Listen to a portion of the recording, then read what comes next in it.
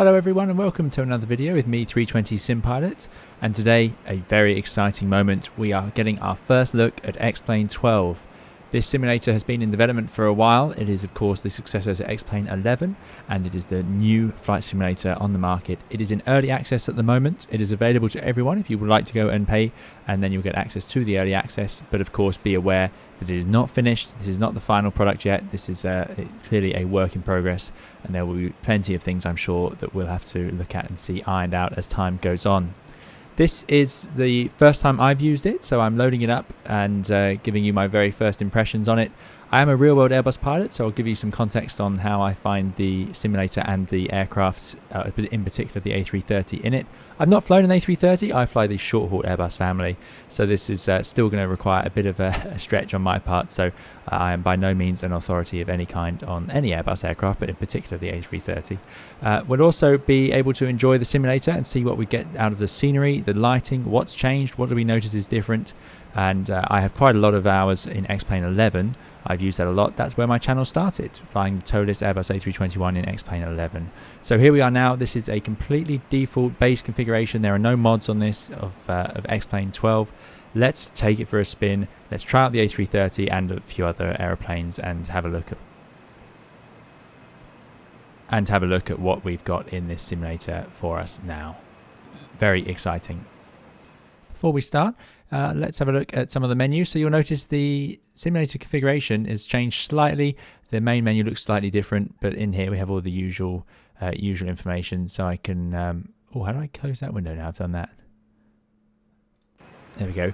If we go to there, we can change the aircraft and weather, and then you have to reload the flight, of course, and our settings menu will look very, very familiar. As you can see, I'm running it at texture quality maximum, ambient occlusion, SSAO.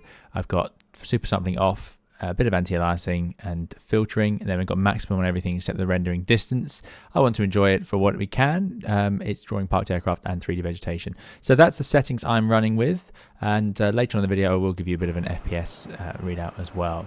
As you can see, just looking at the graphics initially, I can tell you it is a big improvement. I was pleasantly surprised. I'm not in all conditions, but if we put a bit of water on the ground in particular, it looks absolutely lovely. They've done something really nice here, and I'm not sure how that's changed with the lighting, but yeah, it looks really, really pretty. The aircraft model is really coming to life now. This is going to be particularly interesting for those of you who've used X Plane 11 a lot and have aircraft that you're hoping to bring over. I know a lot of developers are offering schemes to either bring over aircraft from X Plane 11 for free or maybe with a small surcharge. It does depend on the developer, but still, I think I'm really looking forward to getting some of those aircraft, in particular the toeless aircraft, over into X Plane 12, because this is a much nicer image to enjoy. You can see there the exhaust coming out of the let's just zoom in a bit through the engine. There we go, we got the exhaust coming out the APU. Got some lightning over there. I've set the weather to convective weather. The heat effects, and you're going to see this when the engines get up and running, are really very good. So yeah, the lighting has just come on a lot. I always enjoyed X Plane, but once Microsoft Flight Simulator came out, and there is going to be comparison between the two, I'm sorry, there's not much I can do about that. But yeah, there's a definite step up here. Everything looks a bit more crisp and clear. I also find the performance so far pretty reasonable, but I don't have any add-ons yet, so it's not a fair comparison to how X Plane 11 was initially. But yeah, very, very nice on the first load up. Pleasantly surprised, certainly. So let's jump into the A330. We're sort of sat here. We're going to take off from runway 9 right over there. You'll notice as well, this is the entirely default scenery, so I have not got any add-ons, obviously. And yeah, so this does not look like Heathrow in some sense, because obviously that's not the Heathrow Tower. That is not what Terminal 5 looks like. But it's a surprisingly detailed airport nonetheless. Look at all these lampposts, and the taxiway labels and so on are all here. And it's really, yeah, I'm quite surprised. I will be getting whatever scenery comes out for some of these airports in the south of the UK, obviously, as we use them so much. And you can see the sort of water sitting on the ground, so that's all very nice. So what we will do is, jumping back into the plane, or aeroplane I should say, it's a crime to say plane, we're going to get the APU bleed on. You can see the GPU is available, we're not going to use that, and once that's on, we can start the engines. So I'll be using my Thrustmaster TCA, which I have managed to calibrate the throttles mostly for. The flap lever I could not get to work at the moment, but again, lots and lots of things to be ironed out as time goes on. Oh, there's a little cool light, which yeah. Let's reset that. Let's start up engine number 2, so the ignition switch works as well. I'm hoping, if I've pressed all the right buttons, we can start up engine 2. There we go, so master switch 2 on, and that's, like I say, working with the TCA.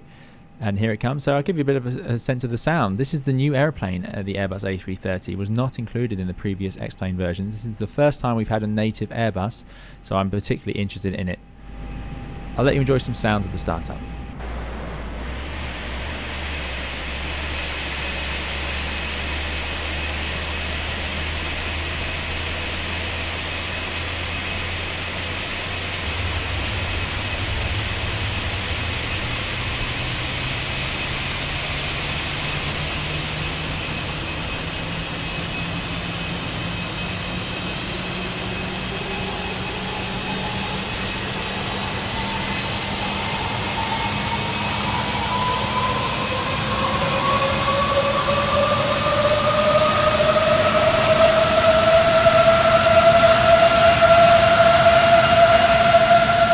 Really very nice. I'm very impressed with the sounds on this aircraft. Like I say, this is the new one, so I'm going to pay particular attention to it. For those of you who aren't familiar with X Plane, I haven't used it before. X Plane is a really it's a handling and physics focused simulator in some senses, I would say. It's prided itself on the flight dynamics and the handling of the aircraft. So that is something we'll be looking at in today's video as well. But you'll notice just some little details to show you where they're coming from with that sort of thing. Let's see if I can show you. So on the side of the A330, and they've done a fantastic job with it, we have the angle of attack sensors. And here you can see them wobbling about in the wind. Look at that. Really, really interesting. So I'll be curious. I'm going to take another look at those in flight and see how they compare. Right, let's get engine number 1 up and running. You'll see down here on the systems page, certain spoilers aren't working at the moment because of the hydraulics and so on. We do have things like the hydraulic page, you know, so this is in some senses a very nice add-on. But whilst the engine starts, I'll just run through some of the things that are missing. You'll notice the MCDU is not an Airbus MCDU. There's no performance page in here, so this is not about to replace your Tolis A340, for example, even though it's a heavy Airbus. What this will be is a nice taster of what the Airbus is for those of you who haven't flown it in other simulators. I'll just put the dome light on so you can actually see a bit more. Was that the dome light? What was that? Storm lights. There we go. There's the dome light. Yeah, so it's going to be a bit of a taster for those of you who may have not experienced the Airbus. But there are certainly things missing at the moment. I don't know if that will change before release or the eventual release, as it were. Let's get some flight directors on. And there's lots and lots of issues. And I say issues, there's things missing or incorrect about these modes. So we're going to treat this not as an Airbus tutorial. I'm just going to load in some relatively straightforward information. And we're going to fly it. We're going to fly it a bit like we would a Boeing or a Cessna or something. We're going to just put it in as a normal aircraft. They have got lots of little details are working though. Like you can change the selector from hundreds of feet to thousands of feet, things like that. But you can see it's sitting in open climb there and so on, which it shouldn't be. But there we go.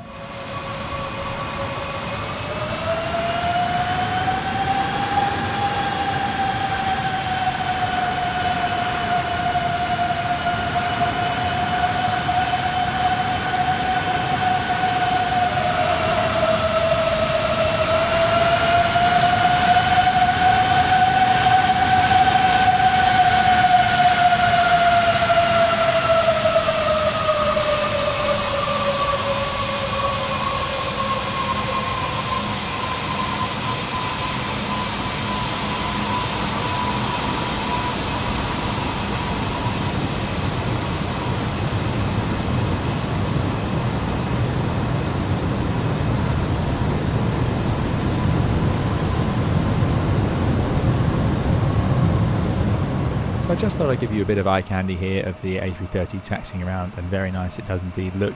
Throughout this video I'm going to talk about the graphics a lot because that is the noticeable and visual thing that has changed, but there are updates to the underlying systems and the way the aircraft fly. The weather engine as well, you can tell, has been vastly improved. The weather is a big change in this one. But I'd just like to point out again, X Plane has always been about the aircraft handling and the feeling of flying the aeroplane, and that is hard to convey in a video, so it's something worth remembering. It's also a big ecosystem, so there are lots of fantastic aircraft already available for this sim that you can't get elsewhere, and that is why this sim is so important to so many of us. And it's where I started my channel, because the TOTUS A321 was one of those just top level simulations that I really enjoyed flying. So as I said, not an Airbus procedural tutorial. I'm not going to worry about the ECAM memo. It is here though, which is great to see. So there's some Airbus features that are definitely available and working in the sim which is great to have, especially on a complex big machine like this. Right, as you can see, standing water on the runway. Let's just check what the weather is, because I'm using a setting. So we actually got a bit of a tailwind here. So let me bring that around. Let's have a bit of a headwind. We'll do a crosswind from the right, and I have a reason for that. Where's the that's wave direction? Well, somewhere over there. Where is the wind? There we go. So we'll put the wind coming from the right, speed of, let's give ourselves 12 knots across. And what that would mean is that we'll be able to see some of the handling effects. Note as well, look at these lights reflecting in the ground. Really, really love that. That is a nice detail.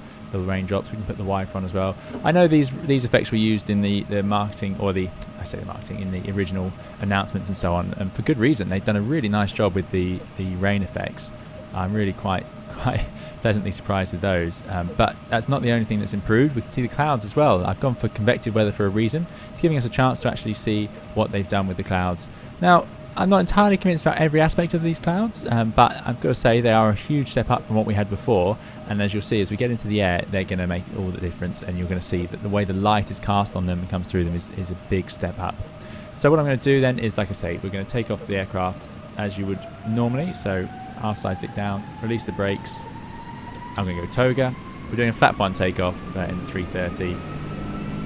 Hopefully you can hear some of the sounds and enjoy those.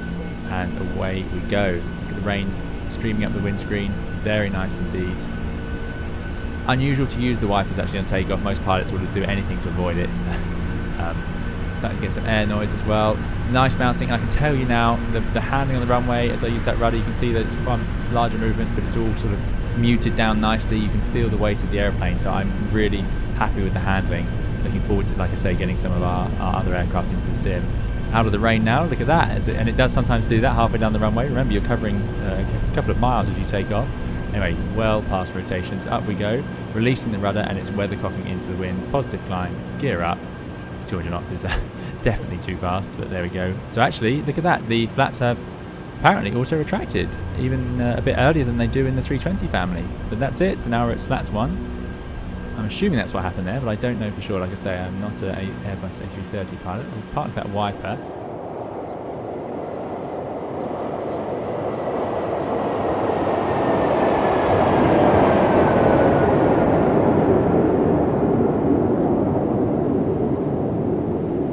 Speed's getting a bit low. You can tell we're very heavy to be just with the slats out. Got some lightning out there, and you can see the airplane twitching around. So let's accelerate to 250. Bring in the flaps. Put the flight directors on. Ah, there you go. Interesting. So it is complaining about the flaps until they've come in. That's a good sign. That's a sign that the logic is there. The reason it does that is, let me just get the autopilot in. We climb to 6,000. Let's do 6,000 feet. Nope, look at that. There it is. Bring the thrust back to climb. Auto thrust is in theory engaged. It doesn't seem to be doing that. Let's come back to 250. Actually, let's try vertical speeds. I think it's going to be more appropriate as it's climbing way too quickly. That's not working. Let's push the level off. VS0.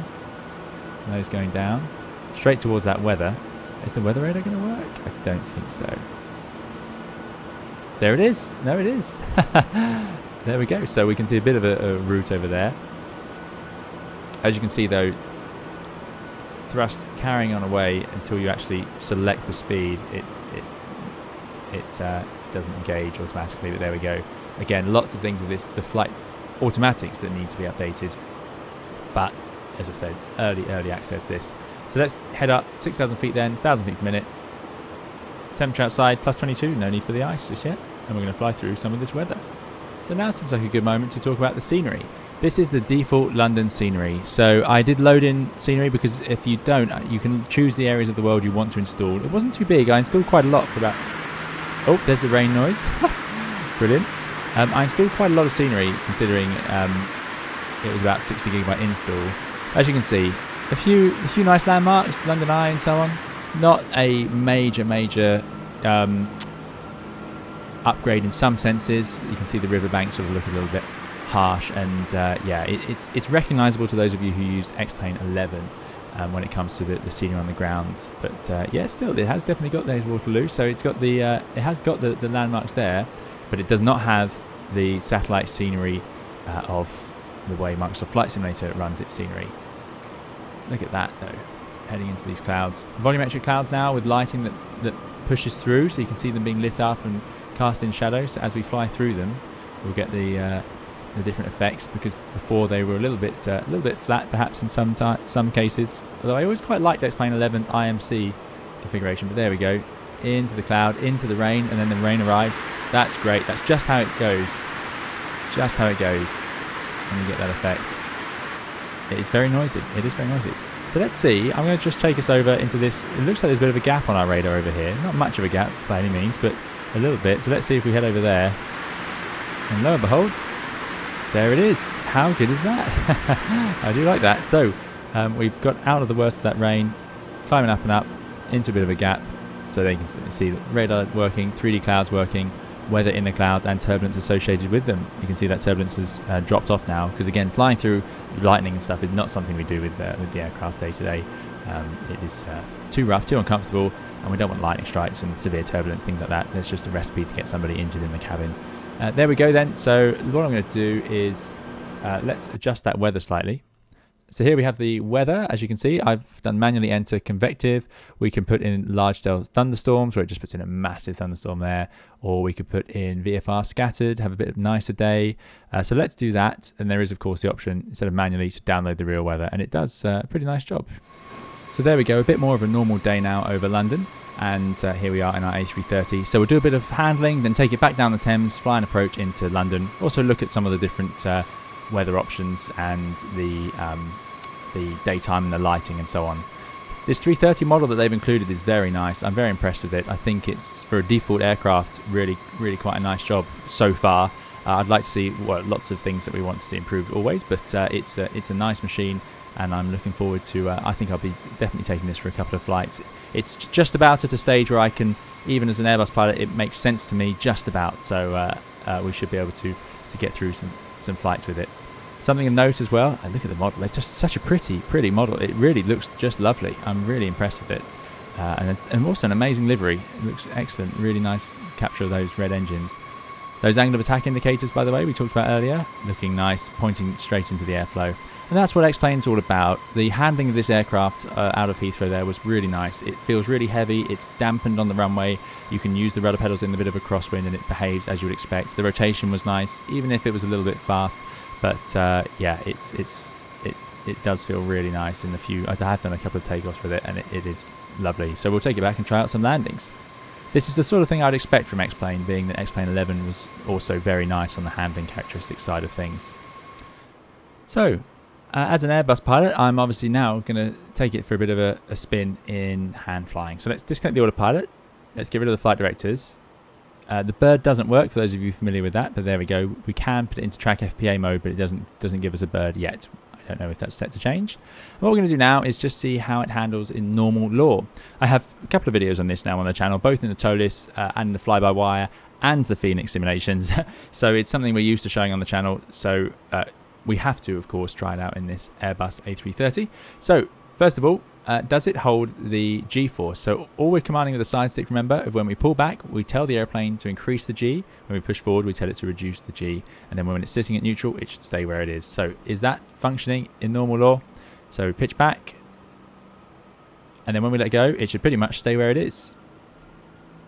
There it is. So side stick neutral. And it is holding about 9 degrees. It's not going to be perfect, but it's doing a good job, about what you'd expect, really. Likewise, push forward. Yeah, you're seeing some of the wind changes there, so they're a little bit abrupt, but that could be to do with the way I have adjusted some of the settings. Nose down, I'm going to leave it targeting about 250 knots.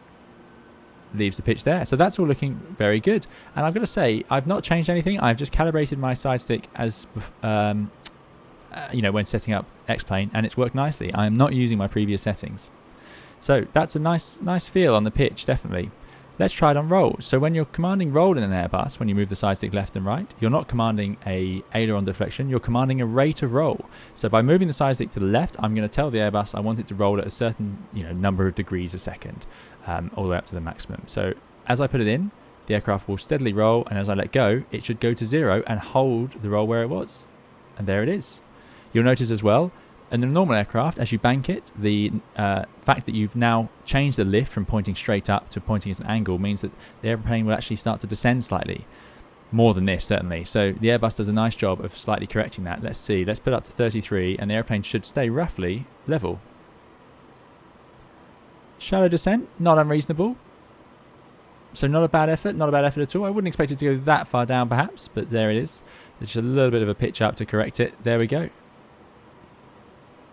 It does feel very nice, and maybe a tiny bit extra descent over what I'd expect, but still, I haven't flown an A330 at 16,000 feet, so I can't be sure on that. But still, very nice. It's very intuitive to control if you're used to an Airbus aircraft. This feels like you want it to.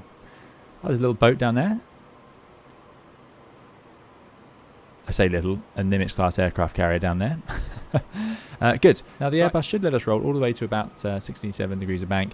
If I put in full side stick left, so there it goes, full left, it should let us, and then it should stop.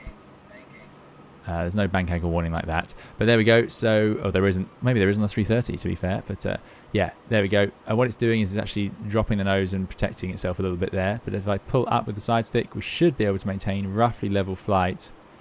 This is a very extreme maneuver, not something you would do in the real aircraft, of course. And then as it regains its, there we go, the angle of attack, it can reach the 67, and it won't go any further. When I let go, I'm expecting it to return to 33 degrees of bank. So I'm letting go of the side stick now. It should sit just over 30 degrees. Yeah, it's gone to 30. Not bad, though. So the reason is, when you go past 33, you have to hold input. It will not hold the bank, which it's doing there. And when you let go, it should go back to just over 30. It's going back to just under, but there we go. It might be slightly different in the 330 family.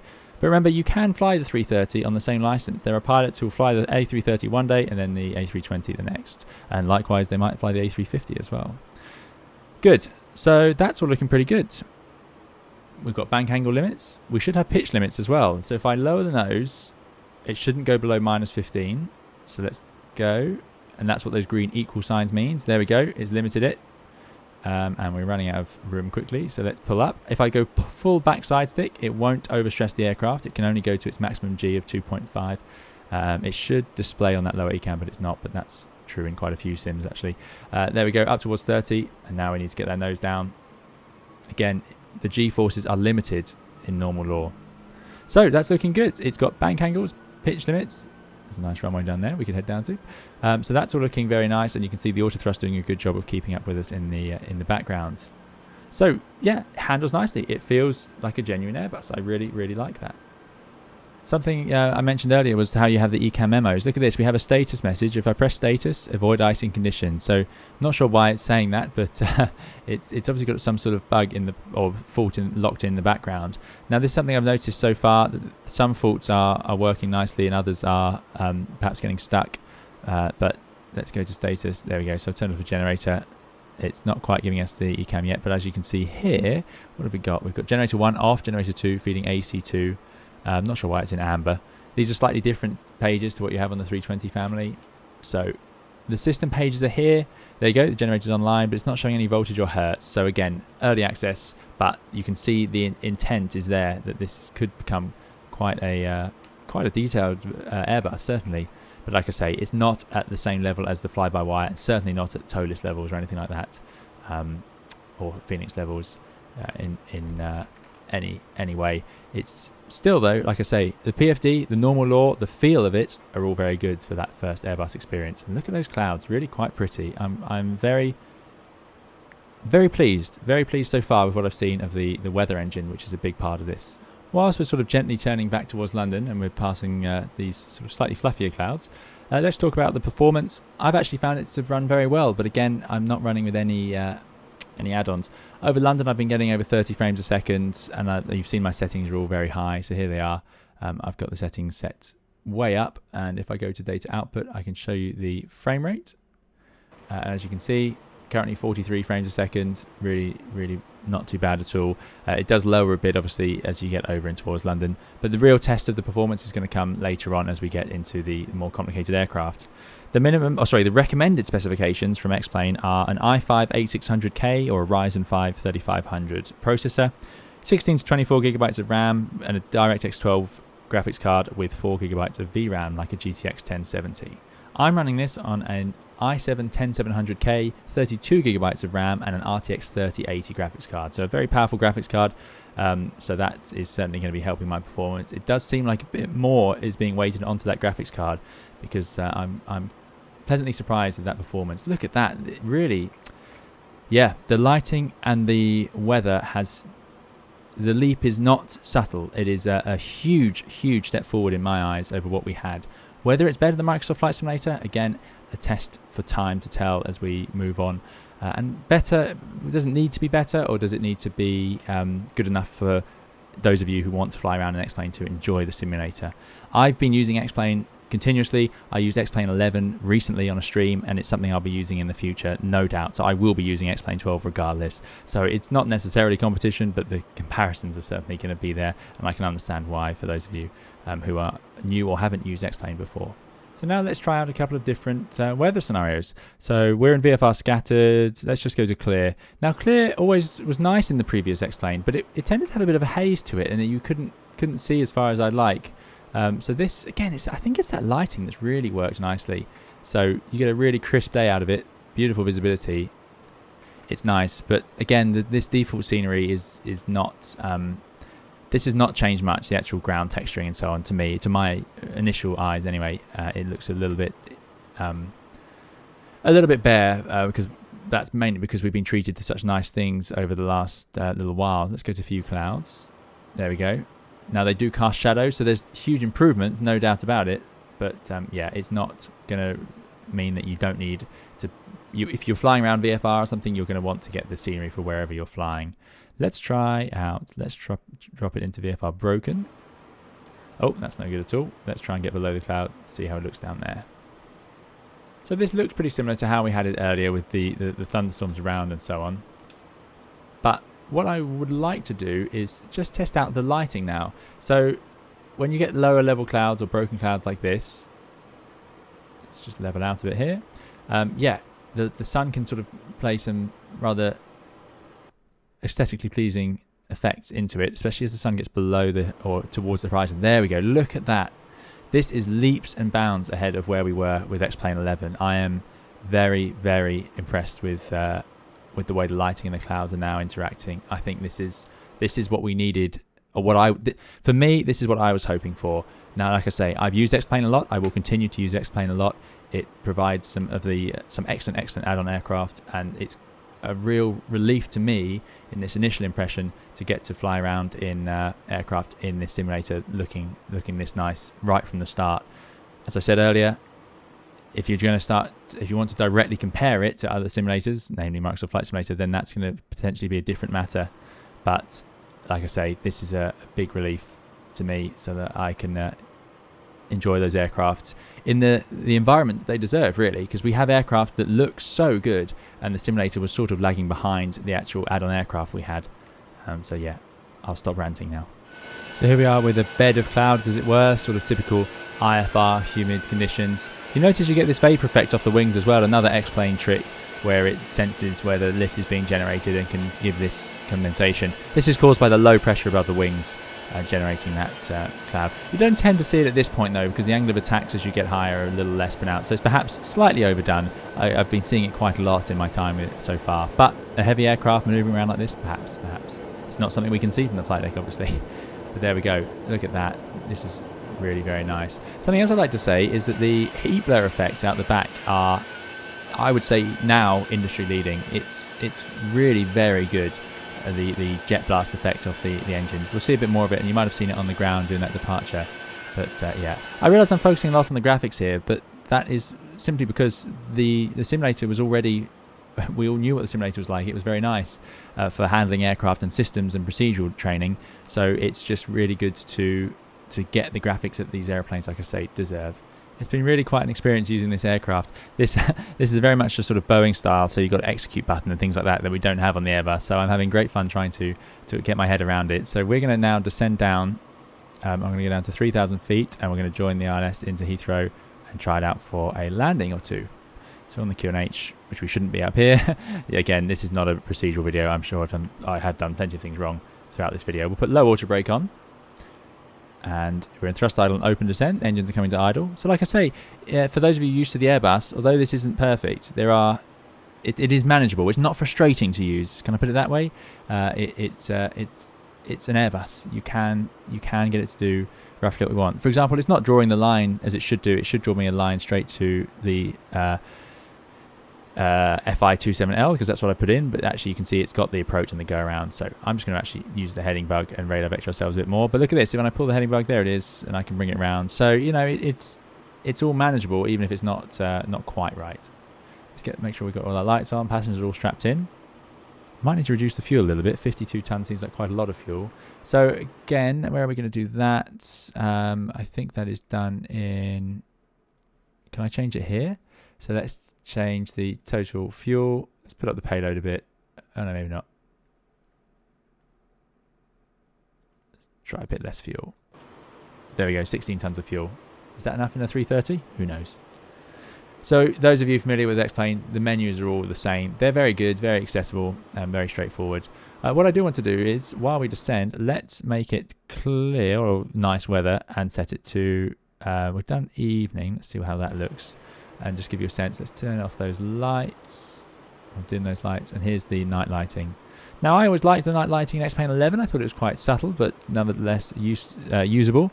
As you can see here, it's relatively similar to how it was in X Plane 11. I can't say it's a huge difference. Again, functional, but we do get those nice clouds, and the lighting has improved considerably.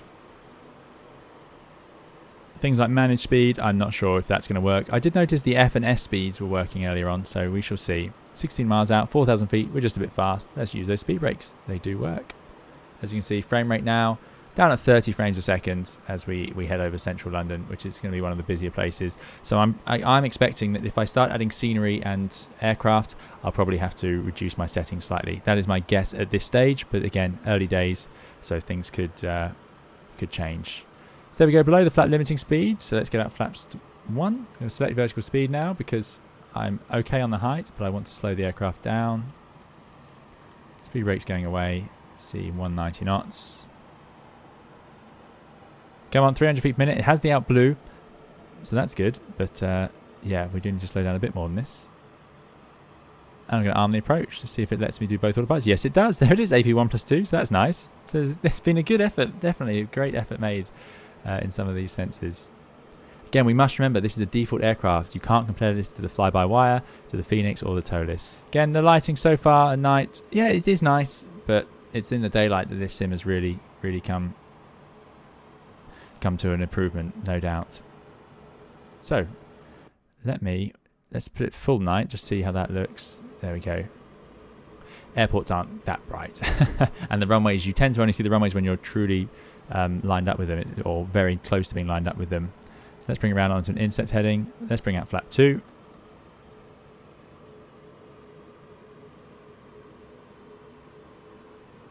So any second, I would expect it to go. There it is, localizer. Sorry, it had already done it. 180 knots, 11 miles. Very reasonable. Yeah, this is all very confusing to me because things like init ref are here instead of init B and all sorts. So yeah, things that I really hope we get an Airbus MCDU. That would be great. Right, 160 knots. Let's put it back to daylight so we can actually enjoy what we're seeing. Let's try it. Usually it seems like very nice at dawn. There we go. And let's drop that gear. You can see outside when I'm looking away from the scenery, up to 40 frames a second again.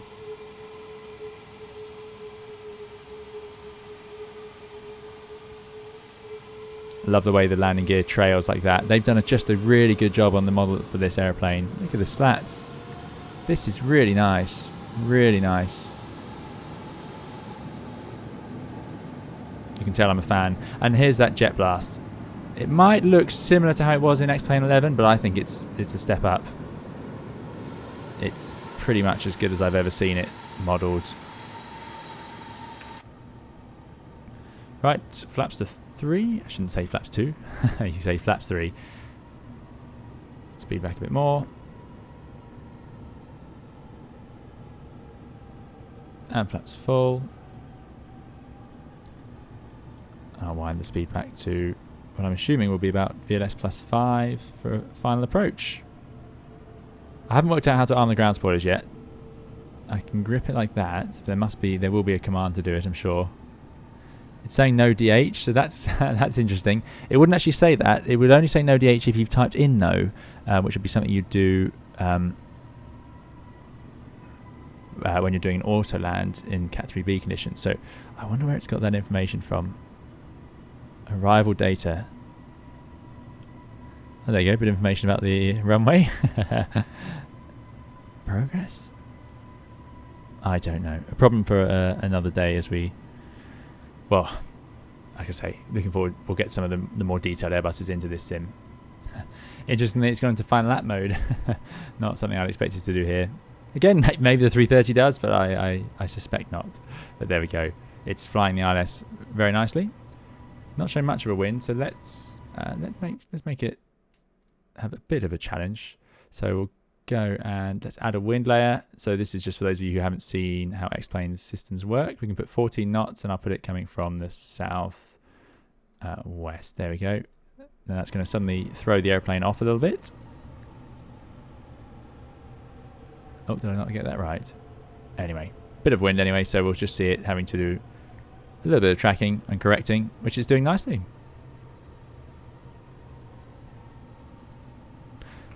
So again, this scenery, yeah, it's functional. It's a lot of 3D models, so there is plenty of it there. Lots of cars as well. So it does feel pretty alive, which is nice. But yeah, these buildings, this is not really what you see out the window flying into South UK. Not particularly, anyway. But don't look at the houses. Look at the sky. That's where we want to be. So I'm not expecting it to autoland or anything. I'm going to fly it myself. So let's do that. So autopilot off. Ah, there you go. Now it's gone back to the glide slope block. So I think that mode it was there was probably... I'm curious. Would it go into land mode? Let's leave the autopilot in. It's gone to Cat 3 single. It's only doing Cat 3 single now. Interesting. I wonder why. But anyway, even in Cat 3... Oh, it's Cat 1 single. Which isn't a thing either. There we go. Right, I'll stop forcing it to do things. So as you can see, the automatics and the autoflight have a lot of the right ideas there, but they are not fully complete by any means. Oh, getting a bit low. Correcting that sync. Here we go then. That was a bit much there. 3 whites though. We don't want to overcorrect too far. It's holding it something sensible. Bit of idle, holding it there. Bit of right rudder. Oh. So that's interesting. It didn't disconnect the auto thrust by me going to idle. So I put it into max reverse there. Let's bring it to idle reverse. That was a bit interesting. I idled the thrust levers, but it just kept spooling up. And there we go. Welcome back to Heathrow. So let's bring it to a stop on the runway. Again, the handling in the flare and the manoeuvring, very nice. Now, I was excited to show you the replay of that last landing, but I did have a bit of crash to desktop, so we're going to try it again. This time I've got both the glide slope and localizer, Cat 3 dual and autopilot 1 and 2 loaded in, so let's see how this works out. Yeah, there is a replay tool available, so I have used it. It does work. We're going to use it for this landing, hopefully.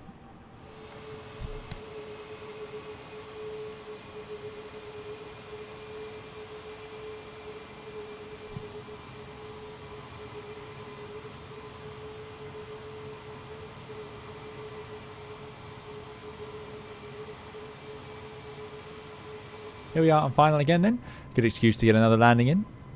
So I haven't managed to arm the ground spoilers. I haven't found the key binding for that yet, and it doesn't seem to want to let me do that. So it's probably something completely daft that I should have known from the previous sim. Looking alright. Maybe it needs to be a couple of knots faster. 137. Let's try that. And I must remember now that in the rear Airbus, idling the thrust levers automatically idle takes out the auto thrust, but that doesn't work on this. So as you can see, I'm actually moving my thrust levers. They're not doing it. So I'm going to take them out. We've got about 59%. So I'm going to take out and do manual thrust from here.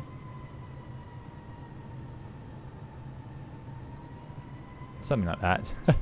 Autopilot off. And let's give it a go. Very sensitive on the manual thrust. I would also expect the target, the little blue donut, to then match the EPR. The EPR should be following it. There we go. Getting a little bit high there. We're not quite that high on the glide slope. We are 3 whites on the Pappies, but we need to keep the descent rate up here. Getting a bit distracted. A little bit fast. Back into a stabilized sort of area. Into the flare. Idle. Holding it there. There's touchdown. Reverses out. Oh, need to hold the nose up a bit more. A330, big main landing gear with, you sort of have to land it twice, but there we go. Rolling out. Idle reverse. Don't need max reverse for that really at that weight. And here we are. Welcome back to Heathrow. You can see that the auto brake has also engaged. Look at that. Green decel and on. So let's bring it to a stop. And then we'll go and have a look at the replay.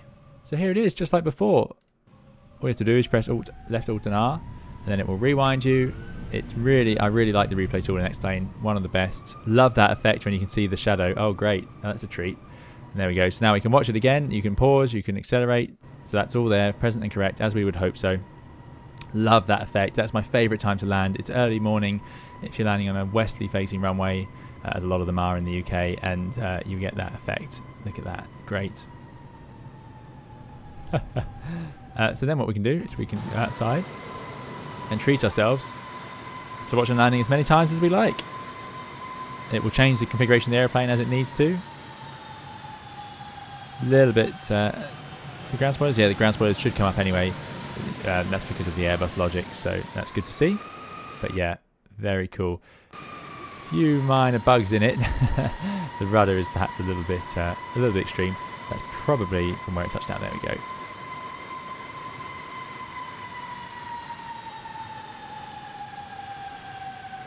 Great fun. And let's of course go to my favourite view, which is this one where I try and take it past the aeroplane. There we go. A bit further on the touchdown zone. Swing it round. By the way, I noticed that all the traffic has admittedly some older liveries, but still, it's great to see real liveries in the sim. So I'm a little bit confused as to how that was possible here, but wasn't possible in all cases. But there we go. Yeah, that rudder's a bit of a bug. And those ground spoilers. But there we go. Things to get ironed out, no doubts.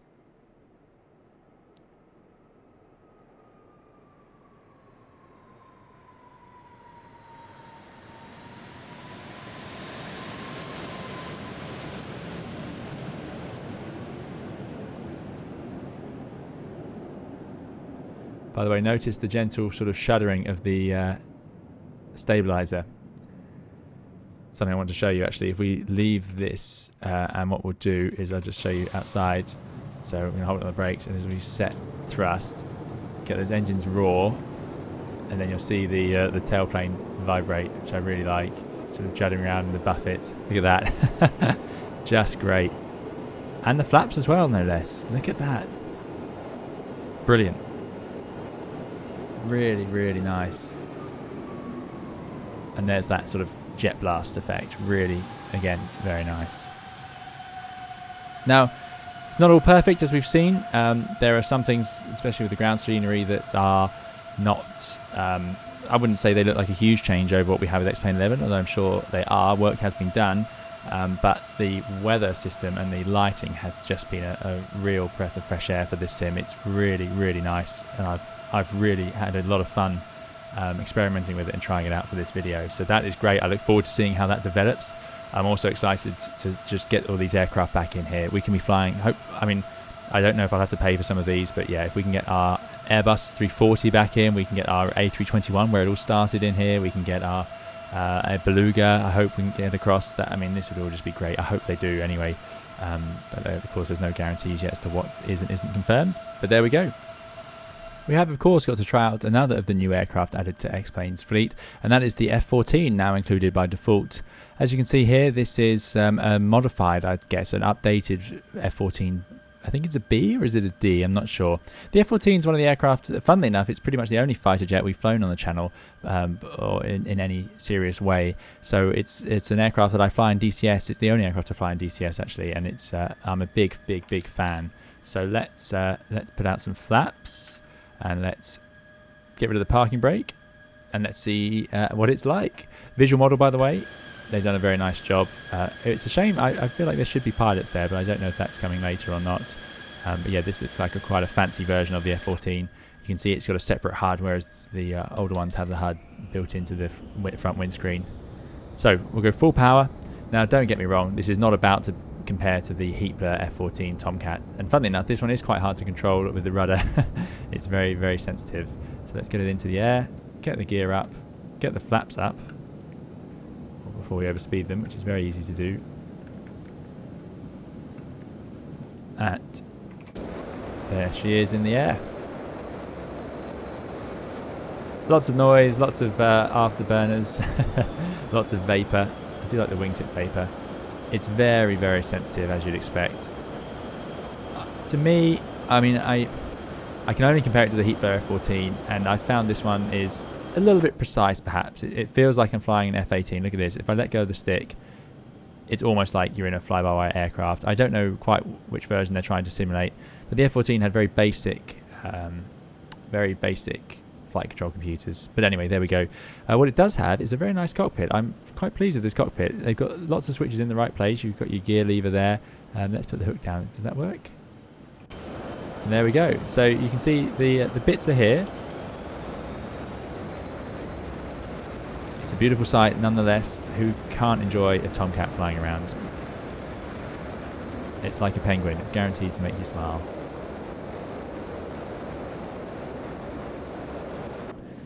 So this is a nice way to get up and explore some of those pretty new clouds. But yeah, slightly sterile in the handling, I'd say. Feels a little bit computerized, more than I'd expect. And there goes the wings, though. They do sweep. Excellent. That's what we want to see. We're at Mach 0.9. It's pretty fast at this low altitude. Mach 0.1.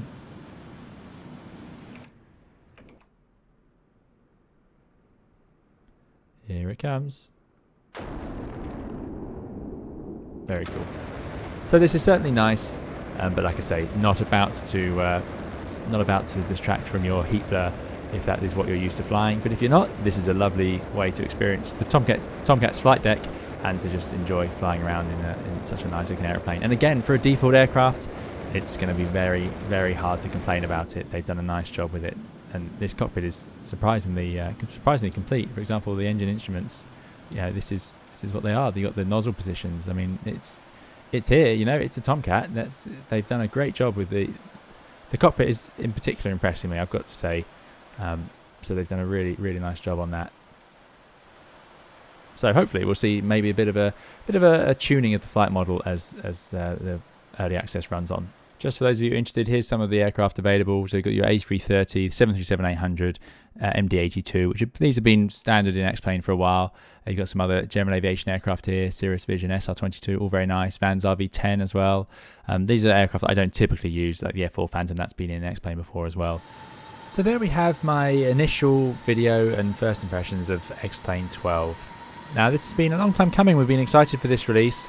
As I've said earlier, this will be of particular interest for those of you already invested in X-Plane in some way. The sim is available, so if you want to go and try it out, you do have to pay, and it isn't early access, but it is there. Personally, I've been actually quite relieved. I've been very pleased to see the developments in the lighting and the graphics departments. I know they're not the most important thing, but X-Plane already had fantastic systems, so it's great to see some of the visuals catch up, because after all, enjoying looking at flying is a big part of why we simulate it at home, as well as the actual procedures and systems. It's got to be fun and nice to look at as well. And as I said earlier, these aircraft really deserve it, and it's great to see it come true. I've been very impressed with the lighting and some of the updates they've made on the basics of the visual model. Some things are not perfect so far. There's definitely some bugs with this A330. It's missing quite a few things, but it also is a usable aeroplane at this stage, which is very nice. It's just nowhere near an Airbus, a technical Airbus simulation at this point, although it does have some of the key Airbus characteristics, which is really nice to see. So I am looking forward to seeing where that goes in future. The scenery on the ground, as we can see here, peeking through the clouds look fantastic now, I think, but a little bit disappointed with some of the auto-generated scenery down there. I think it still is going to need. I'm going to probably have to get some scenery for this to replace that in the areas where I do lots of flying. But that is perhaps was to be expected. But even so, the actual simulator itself has come on in a long way. So it's nice to see. There's plenty more as well involved in this update. So I don't want to suggest that this is all there is. This is just all I've had a chance to look at today. And as well, as I said, this is an early access. So there's loads of things still to come as this simulator is developed. It's taken years for simulators to develop and mature in the past, so this is literally day one still. So we're certainly not going to get too fussy about it. But still, lots of really promising signs here, in my opinion. Anyway, that's all then. There'll be more videos in X Plane. I'm certain I'll be streaming it in the future, as well as obviously Microsoft Flight Simulator and all of our different Airbus simulations, as well as plenty of other aircraft. So do please subscribe if you'd like to see more content. And we'll see you again in another video or live stream in the future. Bye bye.